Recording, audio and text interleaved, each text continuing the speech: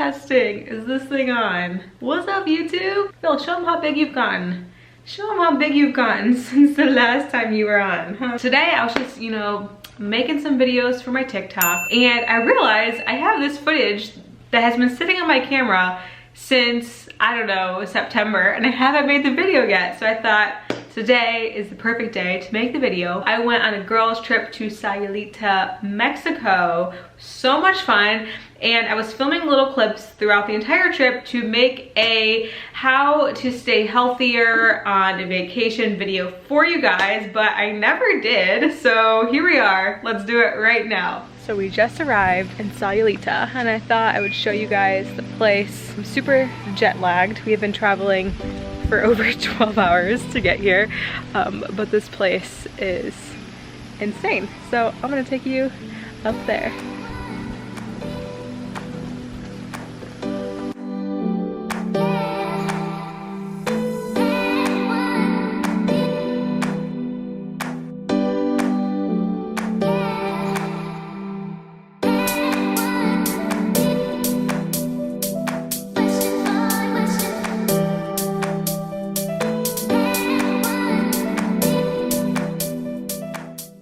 So I thought I'd sit down today and finally film that video with some travel tips for staying on track with your goals while you are traveling, because just because you are a jet setter and you are going places doesn't mean that you have to sacrifice your health and fitness goals. And so I thought I'd share with you guys some of the tips that I try to implement when I am on the road. Of course, I'm not perfect. I don't always do all of these things, but they are really helpful, and I do feel my best when I implement these little travel tips. First things first, I walk as much as I can. I think that seeing new places by foot, is one of the best ways to explore a new town, a new city. So always trying to walk as much as you possibly can. And of course, scheduling in those workouts. So even if you're doing a quick 20-minute home workout, get it done. You will feel so much better. On our trip in Mexico, we had a yoga instructor come over and teach us yoga a few days. I am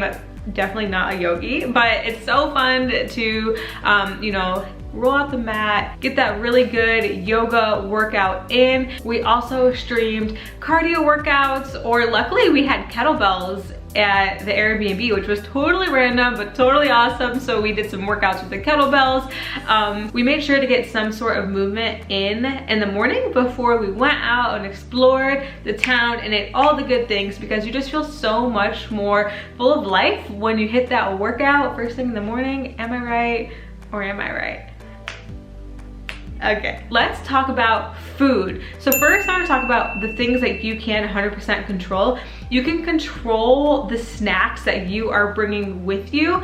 So I always try to have my snack bag on point when I'm traveling. I'll bring my favorite bars. I'll bring my powders that I love, especially my superfood powder, because when I'm home, I'm in like my good bubble, right? Eating the foods that I cook, where I know all of the ingredients, I'm drinking my superfoods every single day. But when I'm traveling, I don't always necessarily know 100% the ingredients that are going into my food, like at a restaurant. So I make sure that I bring the controllables. And when you go to eat out, you know, really looking at the menu and picking options that have whole foods, where they're clean ingredients, locally sourced if possible. The food that we had in Sayulita was some of the best food I've ever had in my whole life.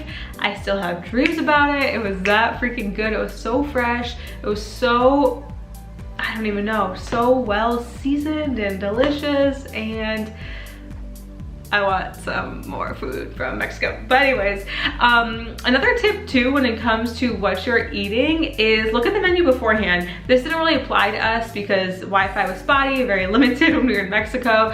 But when you're traveling domestically and you're going to a restaurant, you can always look at the menu online beforehand. And so you know what it is that you're gonna be getting when you go to dinner. And then you can kind of plan the rest of your day accordingly, like the morning and afternoon meals that you're gonna be having. Like if you're gonna be having a big hearty meal and you want that dessert at dinner, you can plan accordingly. Maybe have something a little bit more light and nutritious for breakfast, and the same with lunch, so that way when dinner rolls around, you know, you haven't been overeating all day. You've been saving room to have that really bomb I don't know, whatever it is in the menu that you really, really want. Don't feel like you have to deprive yourself of the local flavors, because let's be real, food is one of the best parts about traveling and going and trying the local dishes and, you know, kind of experiencing the culture and eating what the locals eat. So don't deprive yourself. You can totally stay on track with your health goals by just planning ahead. And I had dessert literally every single night of vacation. For dessert, instead of opting for like a Snickers bar, which is something that you can get anywhere and it's made with, you know, not the best ingredients,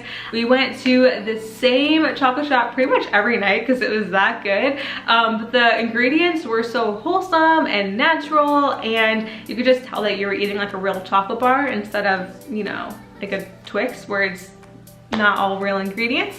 So just being mindful about, you know, the desserts or the foods that in general that you're putting into your body. And of course, there's nothing wrong with, you know, hitting up a Twix every so often. I'm pretty sure I had like a chocolate shake when I was there as well, which is totally cool. But the majority of the time, you know, I was eating those cleaner desserts and I was eating those cleaner meals while going out and still enjoying myself. And my final 2 tips are: make sure you're getting enough sleep so that you're waking up the next day and you are energized, you are ready to take on the town of wherever you are traveling. And also bringing a water bottle. I travel everywhere and anywhere with a water bottle. Even if I'm going to the gas station to like get gas, I will bring a water bottle with me to always stay hydrated, but especially when I'm traveling, because you're gonna get dehydrated from your flight, you're gonna get dehydrated if you're going somewhere really, really hot. So always having water on hand.